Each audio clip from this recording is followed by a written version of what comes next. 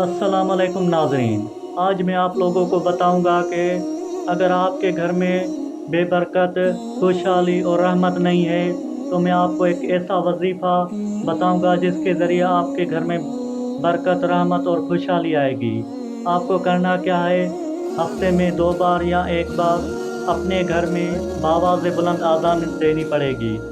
आज़ान से क्या होगा कि आपके घर में अल्लाह अपने वहदानियत के सदक़े, रसूल सल्लल्लाहु अलैहि वसल्लम की रिसालत के सदक़े, अली की विलायत के सदक़े आपके घर में बेपनाह बरकतें और रहमतें आएंगी और खुशहाली आएगी।